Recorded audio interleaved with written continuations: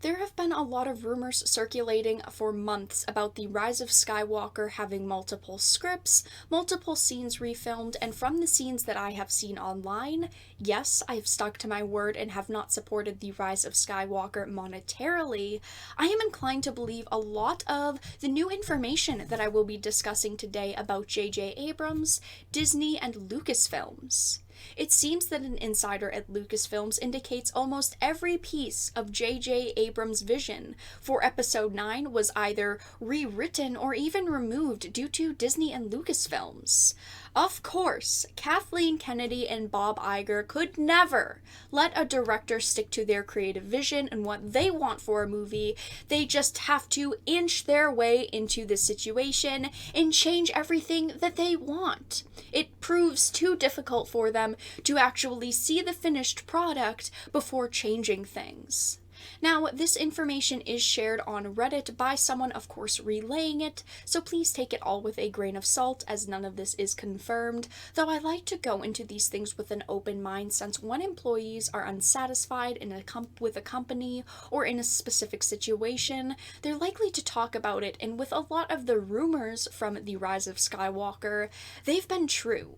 So a lot of the information that is in this Reddit post does have to do with the way J.J. Abrams was treated for The Rise of Skywalker and just in the trilogy in general. He was treated very poorly by Disney and Lucasfilms, it sounds. Them giving him, or saying they were giving him creative freedom, and then changing their mind and really twisting and turning what the movie was about, making sure that their agenda was put into the movie, and really making sure it was exactly what they wanted. So I am not going to read through, of course, all of the leaks. There is quite a lot, but the post will be linked in the pinned comment.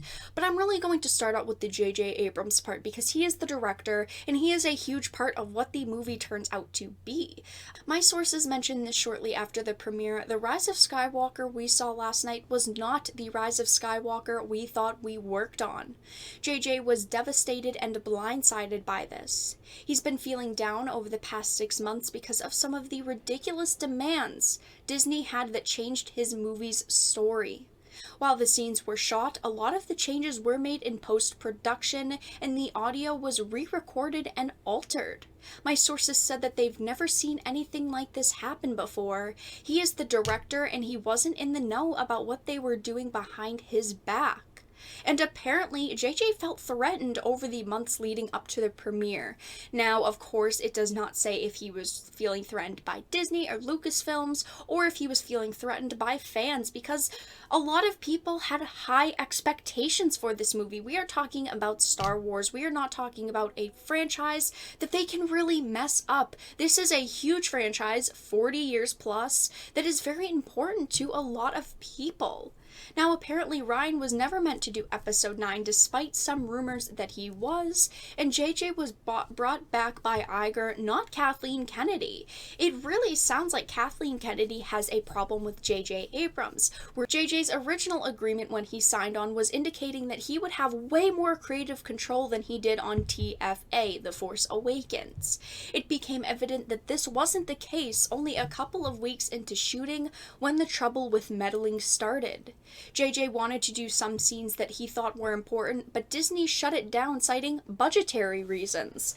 I just want to call a little bit of bullshit on that because, yes, this movie had a huge budget. Of course, it's not the highest budget a movie has ever had, but we are talking about Disney here. If the ending that will blow your mind was part of this, older actors were included like Anakin/Darth Vader, Obi-Wan, and of course Mace Windu, and anyone who wasn't animated.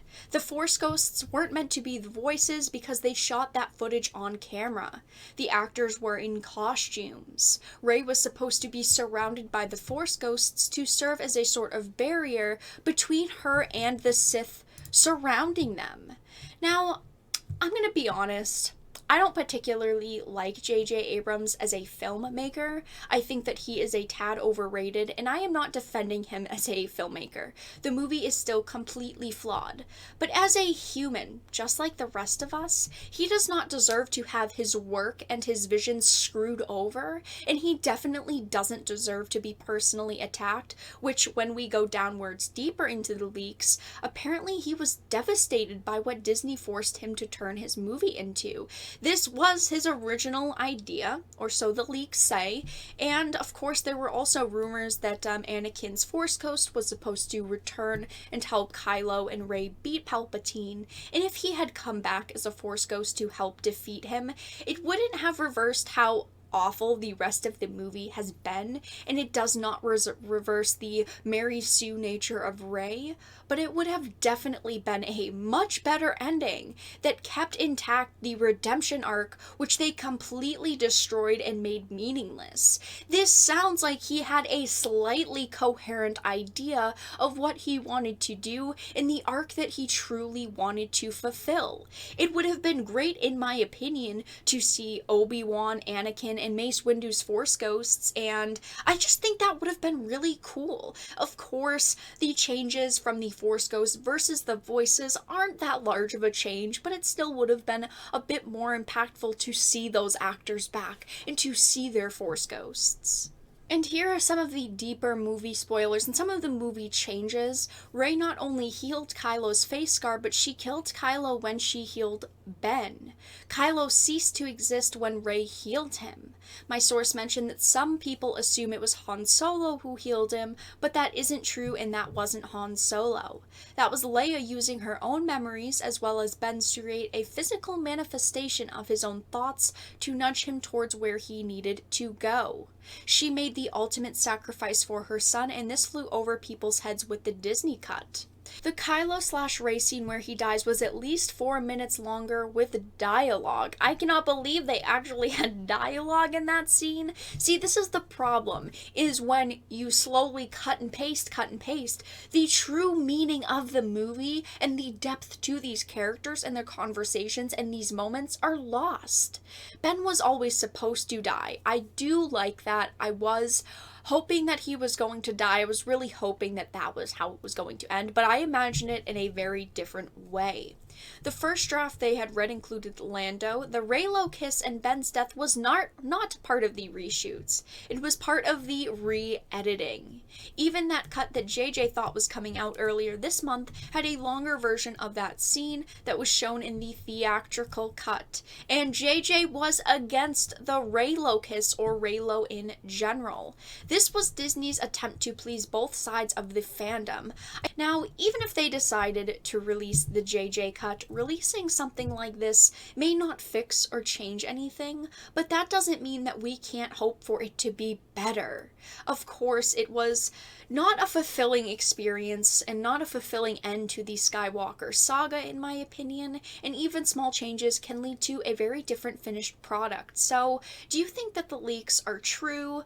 Do you think that they're not? I'm curious to know your opinions, and I'm sure everyone else's. Let everyone know your thoughts in the comment section down below. If you enjoyed this video, please make sure to give it a like, and of course if you did not, make sure to give it a dislike. I appreciate your support either way, but I will talk to you all again in the next video really soon.